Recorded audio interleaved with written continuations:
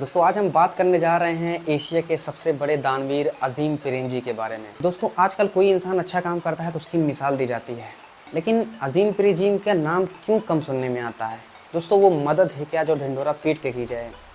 दोस्तों कहते हैं कि अजीम प्रेमजी अपने कमाई का 75% दान कर देते हैं, और ये भी कहते हैं कि अगर वो इतना दान ना करते होते तो आज वो भारत के दूसरे सबसे अमीर व्यक्ति होते।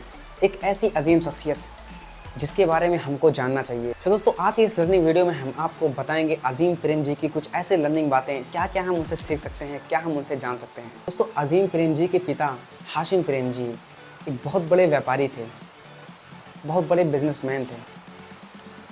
इनको पाकिस्तान से जिन्ना ने ऑर्डर दिया था, एक इन्होंने ऑफ़र दिया था कि आप पाकिस्तान में आ जाओ। उन्होंने बोला हमें इस देश की मिट्टी से प्यार है, इस देश की मिट्टी से लगाव है, और उन्होंने अपने देश में ही रहने का फ़ैसला किया।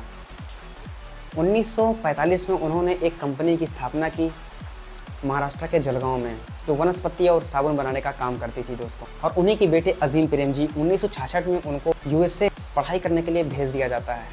लेकिन अचानक से उनके पिताजी हाशिम प्रेमजी की मृत्यु की खबर आती है, जिसके बाद अजीम प्रेमजी को सब छोड़कर वहाँ से वापस आना पड़ता है। फिर वापस आने के बाद वह सोचते हैं कि क्या करें, फिर से जाके हम पढ़ाई करें या जो हमारे पिताजी का जो सपना है, जो उन्होंने ख्वाब देखा है एक बड़े बिज़नेस का, उसको हम आगे बढ़ाएं, उसको पूरा करें।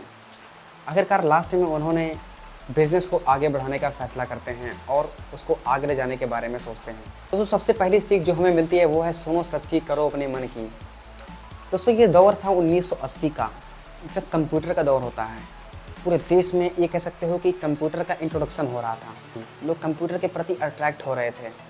तो इन्होंने साबुन से और वनस्पति से थोड़ा सा उठ करके आईटी सेक्टर में अपने आप को आगे बढ़ाने के बारे में सोचा। लोगों ने बहुत मना किया, टीम मेंबर्स ने, इनके कंपनी में सब लोगों ने सजेशन किया कि ये तो नहीं चलने वाला है, ऐसा कुछ भी नहीं हो सकता है, इतनी कामयाबी शायद ना मिल पाए। लेकिन अजीम प्रेमजी ने सुनो सबकी करो मन की के तहत उन्होंने ये फैसले को लिया और आईटी सेक्टर में एंट्री मारी। और उनके इसी फैसले के नतीजे से आज हमारे देश में आईटी सेक्टर में विप्रो ने बहुत बड़ा नाम कमाया है और सबसे टॉप लिस्टेड कंपनी में अपना नाम दर्ज करवा लिया है। दोस्तों अजीम प्रेमजी से जो दूसरी हमें सीख मिलती है वो है विनर में व्यवहार। 1120 यूएस डॉलर की संपत्ति होने के बावजूद अजीम प्रेमजी फ़्लाइट में जब भी उनको कहा जाता है बिज़नेस क्लास में सफ़र करने के लिए, तो वो हमेशा एक ही बात बोलते थे कि हमको इकोनॉमिक क्लास में सफ़र करना है। हम आम हैं, हम भी एक इंसान हैं, हमें सबके बराबर रहना है, हमें अलग दिखने की ज़रूरत नहीं है। जब भी वो किसी मीटिंग के लिए कहीं पे जाते थे तो वो जो है गेस्ट हाउस में रुकते थे। जहाँ पर एक आम इंसान एक गेस्ट हाउस में रुकता है ना, वहाँ पर वो रुकते थे। इतना पैसा अपार धन होने के बावजूद भी वो हाई सोसाइटी, हाई जो है होटल या हाई रेस्टोरेंट में वो नहीं रुकते थे, वो हमेशा एक नॉर्मल से गेस्ट हाउस में रुकते थे। दोस्तों आज तक उनके सबसे महंगे कपड़े की बात की जाए ना, तो दोस्तों 3000 रुपये का उन्होंने एक बरसात में सूट खरीदा था। बारिश से अमूमन बचने के लिए लोग सूट खरीदते हैं, तो वहाँ पर उन्होंने 3000 रुपये में बारिश से बचने के लिए सूट खरीदा था। वही आज तक का उनका सबसे महंगा कपड़ा कहा जाता है। और ये भी कहा जाता है कि वो अपने कपड़े खुद धोया करते थे। एक बार लोगों ने उनसे सवाल पूछा कि आप सर अपने कपड़े खुद क्यों धोते हैं, तो उनका कहना था कि अगर हम धुलने के लिए कपड़े दे देंगे, जितने हमारी कपड़े की कीमत है उससे ज़्यादा कीमत तो उसकी धुलाई की हो जाएगी। इस प्रकार वो एक ज़मीन से जुड़े रहने वाले व्यक्ति थे और उन्होंने सारा काम खुद करने का और एक आम इंसान की तरह जीवन बिताने का फ़ैसला किया और आम इंसान की तरह जीवन बिताया। इसमें अजीम प्रेमजी को पद्मश्री अवार्ड से भी सम्मानित किया गया। दोस्तों जो तीसरी सबसे बड़ी सीख निकल के आती है अजीम प्रेमजी से, वो है हर इंसान एक समान। दोस्तों ये एक वाक़या है पार्किंग का। अजीम प्रेमजी जब कंपनी में जाते थे तो उनकी एक पार्किंग की जो जगह है, एक बार एक एम्प्लॉय ने वहाँ पर अपनी कार पार्क कर ली।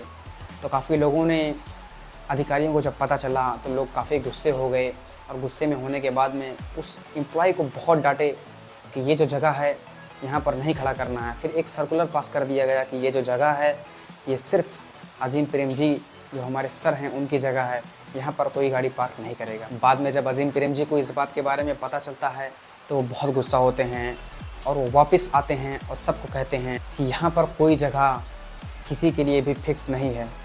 अगर हमको यहाँ पर गाड़ी खड़ी करनी है तो हमें कंपनी में सबसे पहले आना होगा। तो दोस्तों इस बात से, इस वाक़ये से आप इस बात का अंदाज़ा लगा सकते हो कि वो कितने सादे विचार के थे। हर इंसान को एक समान वो समझते थे। शायद यही वजह है कि उनकी कंपनी आज इतनी बड़ी आईटी कंपनी बन गई है। दोस्तों जो जिन्ना ने उन्होंने पाकिस्तान से उनको बुलाया था, जो ऑफ़र दिया था, कोई ऐसा वैसा ऑफ़र नहीं था दोस्तों।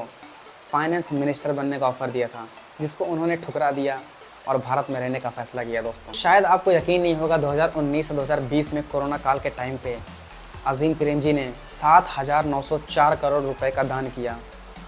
यानी अगर एक दिन का ये आंकड़ा बताया जाए दोस्तों तो 22 करोड़ रुपए उन्होंने दान दिया। दोस्तों मोस्टली वो दान हमारे गांव हैं, जो पिछड़े गांव हैं, उसको विकसित करने के लिए, उनको और तरक्की पे लाने के लिए वो इतना दान किया करते थे दोस्तों। आज उनके पास 6.6 अरब डॉलर की संपत्ति हो गई है दोस्तों। अगर वो 75% दान ना करते दोस्तों तो भारत के वो दूसरे सबसे धनी व्यक्ति होते। दोस्तों जो दो सबसे खास कोट्स हैं जो अज़ीम प्रेमजी के हमको सबसे ज़्यादा भाते हैं, जो सबसे ज़्यादा पसंद हैं, जो शायद आपको आपकी थिंकिंग को बदलने का एक नया विचार आपके मन में ज़रूर लाएगा दोस्तों। अगर आपके लक्ष्य पर लोग हंस नहीं रहे हैं तो इसका मतलब है कि आपका लक्ष्य बहुत छोटा है दोस्तों। इसका कहने का तात्पर्य यह है दोस्तों, लक्ष्य हमेशा बड़ा रखो। अगर आपके लक्ष्य पर लोग हंस रहे हैं तो आप बिल्कुल भी ये मत सोचिएगा दोस्तों कि आपका लक्ष्य बेकार है। आपका लक्ष्य बहुत बड़ा है दोस्तों, तभी लोग हंस रहे हैं। लोग उसकी बराबरी नहीं कर सकते दोस्तों। सफलता के विषय में अज़ीम प्रेमजी कहते हैं कि जो सफलता होती है वो दो तरह की होती है, एक मन की सफलता और एक वास्तविक सफलता। दोस्तों एक सफलता वो है जो हम अपने मन में मान लेते हैं कि हम सफल हो गए हैं, और एक सफलता वो होती है जो हम वास्तविकता में सफल होते हैं। तो दोस्तों ऐसे महान दानी को हमारा बहुत बहुत सलाम। दोस्तों उम्मीद करता हूँ आपको यह हमारा वीडियो बहुत पसंद आया होगा। वीडियो पसंद आया हो तो प्लीज़ वीडियो को लाइक करें, और चैनल पर नए हो तो प्लीज़ चैनल को सब्सक्राइब करें। तो दोस्तों मिलते हैं कल किसी नए वीडियो के साथ में। तब तक के लिए बाय बाय, टेक केयर।